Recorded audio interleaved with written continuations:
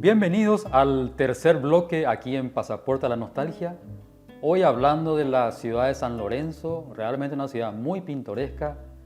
Nos acompaña el amigo Silvio Ábalos Sánchez, conocido promotor y gestor cultural de esa ciudad.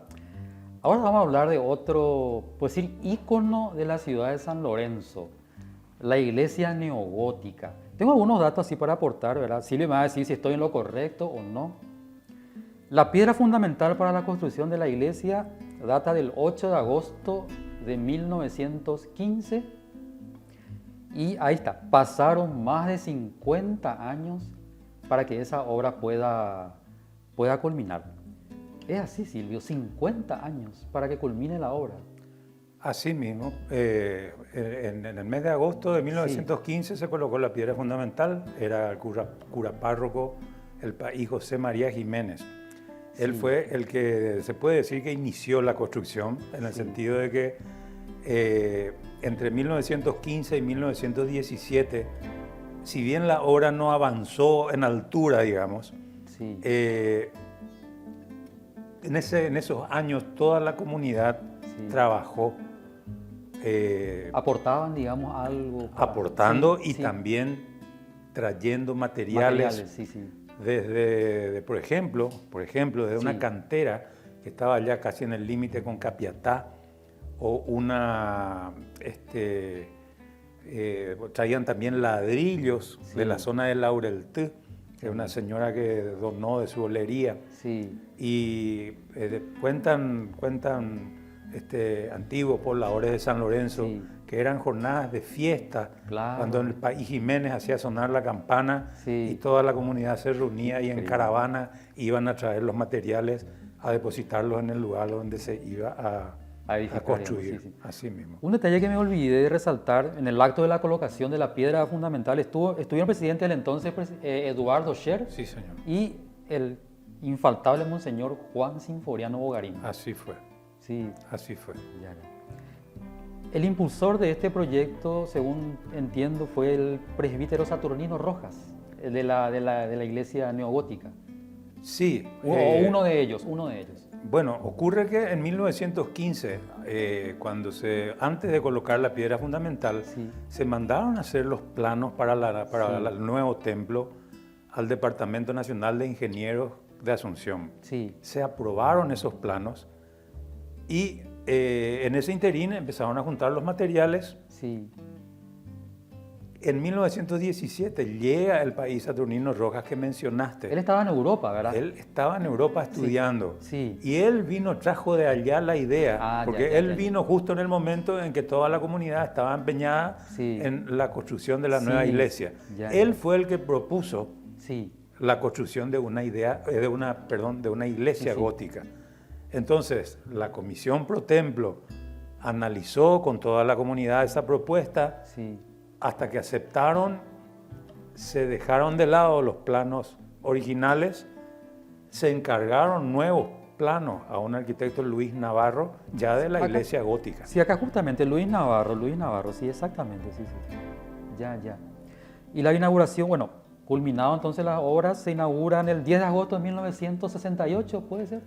Sí, 10 de agosto, en 1968 se inauguró ya la iglesia terminada. Sí, claro. Pero fue en 1954 ya se bendijo la iglesia. Ya. Había un país húngaro, Florian Kroneis, su nombre. Él tuvo la satisfacción de entregar a la comunidad la iglesia nueva, aún no terminada, porque según se puede ver en fotos de la época, no tenía revoque por fuera, estaba todavía llena de andamios, pero en ese año por lo menos se pudieron colocar las puertas laterales, la de enfrente y el revoque interior, y por lo menos ya se pudo cerrar ese espacio como para que de nuevo se pueda utilizar como... se puedan celebrar... Exactamente. Entonces, en 1954 se bendijo y se habilitó, aún sin terminar, y en 1968 se terminó, siendo cura párroco y Carlos Radice. Y con la bendición de Monseñor Aníbal Menaporta. Aníbal Menaporta, sí mismo. Ya. Silvio, Barsequillo era un cerro, ¿puede ser? No. Barsequillo era una extensión de tierra que abarcaba la zona de Tapuiperí, se llamaba antes lo que hoy sería Fernando de la Mora, y llegaba casi hasta el arroyo San Lorenzo. Y Valsequillo originalmente. Valsequillo. Val con L. Sí. Después eso cambió a Barsequillo con el tiempo. Y ese digamos que es el lugar donde, al este de Valsequillo, es donde los jesuitas construyeron después su capilla. Ajá. Y bueno, de ahí ya nació la villa, como te dije, unos años después, ya cuando el gobernador Pinedo confiscó los bienes de los jesuitas. Claro. Hay tanto que hablar de eso. No, larguísimo. Justamente Barsequillo era anoté algunos nombres de barrios, te quería preguntar, en algún lugar leí que supuestamente era un cerro, ¿verdad? Ahora vos me decís que era como una gran extensión, algo así, ¿verdad? Así. Y hoy día Barsequillo es un lugar donde se congregan industrias farmacéuticas y centros de compra en San Lorenzo, ¿verdad? Sí, seguramente referido eso último al Shopping Fuente. Sí. Y como para darle una referencia dónde es Barsequillo, ¿verdad? Está conocida farmacéutica sobre la ruta. ¿Sí? Así mismo, están esos locales comerciales y esas industrias. También había una parada del tren en ese lugar. Sí.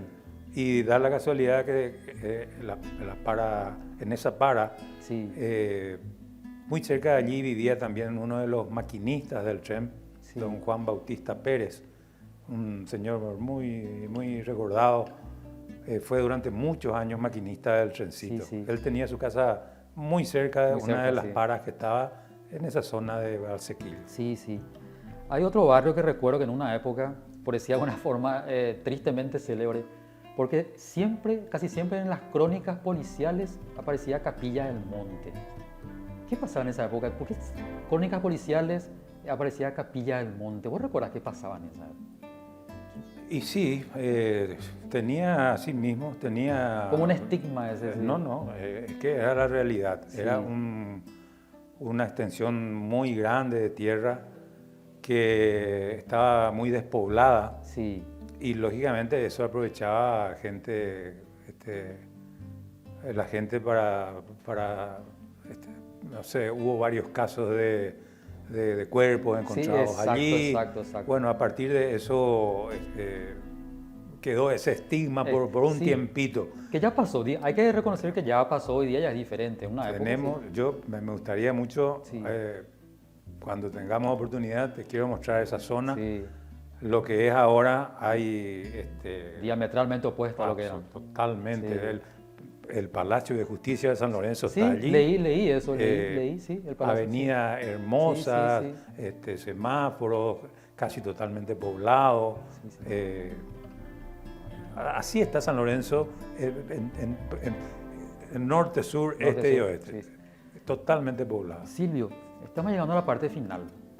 Me gustaría para el final recordar otro lugar icónico de San Lorenzo, el balneario Iberá. Sí, realmente un lugar icónico, el balneario Iberá, también el balneario el Trampolín, había otro que fue anterior. Sí. El balneario Trampolín, que dicho sea de paso, fue construido por prisioneros bolivianos. Sí. Estuvo mucho tiempo en lo que hoy es la entrada de San Lorenzo por la ruta Mariscal Estigarribia. Sí. Está en la avenida del Agrónomo y Avelino Martínez. Sí. Todavía están los rastros de ese balneario.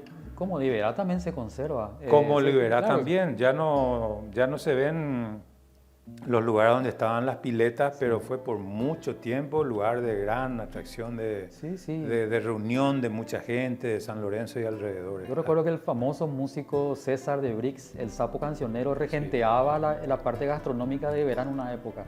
Y si vamos a hablar de músicos y hablando de Iberá, ahí al lado nomás vivía don Pedro J. Carles. Sí, Pedro J. Carles, sí.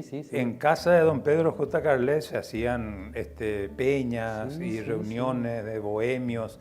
Fue allí que don Félix Pérez Cardoso, escuchando los sonidos de la locomotora del trencito, porque estaba apenas a unas cuadras, ensayó con el arpa ese ruido, qué bueno, y a partir de entonces es que a esa composición él le llamó el tren lechero por el ruido que escuchaba para inspirarse, digamos. Eso no lo sabía, eso es interesante realmente lo que se aprende así hablando, conversando. Así fue. Mi querido Silvio, nos quedamos corto. Bueno, te comprometo para una próxima oportunidad, quizá con Olavo, con Luis, para seguir hablando de lo que es San Lorenzo y otras actividades que ustedes hacen, porque el trabajo de ustedes en San Lorenzo realmente es encomiable y digno de destacar. Muchas gracias. Muchas gracias, Silvio, por tu presencia, ¿verdad? Y les digo a ustedes, mis estimados televidentes, síganos en nuestras redes, a través de nuestras páginas de Facebook, Instagram y por nuestro canal de YouTube. Eso es todo por hoy y hasta el próximo capítulo aquí en Pasaporte a la Nostalgia.